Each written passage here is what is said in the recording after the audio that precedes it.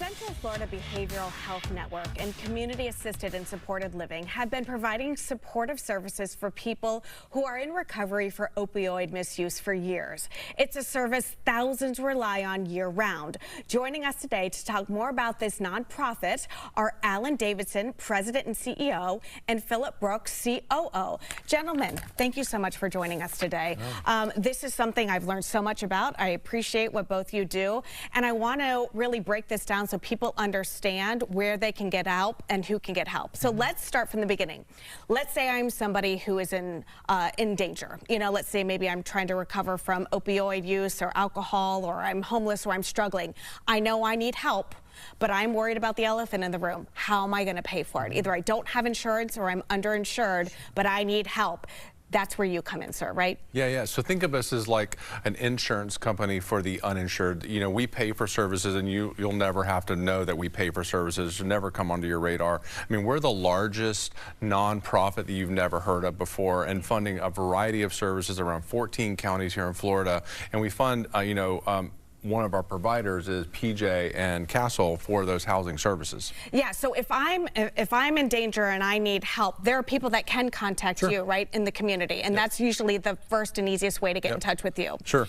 And once you find out about the money and get that all situated, what happens next? When does PJ come into the situation? Sure. So anybody can call us. They, oftentimes here in Sarasota County, they will get Sarasota Memorial if they go into the emergency department, or LightShare or Centerstone. Okay. And all three of those, however they can call us, or one of those three, and then those will get in contact with PJ and Castle to say, hey, this person might need some housing services. And it's basically saying that money and the concern about money and how to pay for it should not stop you from getting the help that you need. Money won't even come up. Perfect. All right. So then, JB, you come into PJ, you come into the picture. What happens then? Well, Castle's a permanent supportive housing provider, so we work with individuals who are often coming out of homelessness with a mental health and/or substance use disorder, and our role is to bring them in, provide a stable place to live, because the truth be told, how are you expected to be in recovery or deal with your mental health condition if you don't have a safe place to put your head? Exactly. And so our goal is to bring someone in, provide them the supports they need with the housing and case management and other services, and make sure they get to the Centerstones, the LightShares, and the other providers that provide those supports, and the care that they need. When they get to your place, I want to take another stigma out of that. When people think of permanent housing, they think of institutional type living. Am I correct? They think of hospitals. They think of, that is not what you're providing, correct. Right? Let's take a look at some of the pictures. A better term instead of permanent housing would probably be just like anybody else who gets a lease. We provide leases for individuals on an annual basis. So if you're going to rent a property, rent an apartment, we do the same thing, and we treat people the same way. Our housing, if you wouldn't live in it, we don't want to provide it. We want to make sure that the quality of housing is there. And the houses that you see on your screen right now are some of the examples that can be found in Sarasota County, correct? We've got an apartment complex, we've got individual single-family homes, and again, when you get there, you are securing a stable house and place for these people that are in recovery, correct?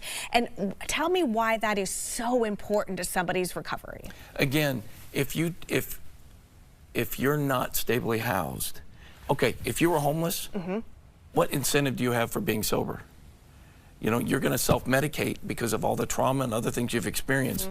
You get into stable housing with quality housing, you have an opportunity to finally say, okay, so I'm good, Maslow's hierarchy of needs.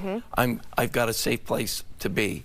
Now I can work on the rest of what's going on in my world. What an incredible team. The way that you both can work together. You take the elephant out of the room. You take the concern about money and how I'm going to pay for this and how it's going to be a huge burden on my family financially. You put them into housing that will help them stay sober and keep them on the right track. It's just one of the many things that are offered in our county. I was not aware of it. I want to thank you, gentlemen, for that. And the bottom line is there is help out there for people who need help, and money should not be the determining factor when it comes to that. All right, money will not come up, they say. Get help that you need. And if you want more information, go to hopeforsuncoast.org to learn more about Central Florida Behavioral Health Network, and CASLINC.org for Community Assisted and Supported Living, Inc. That's for more information.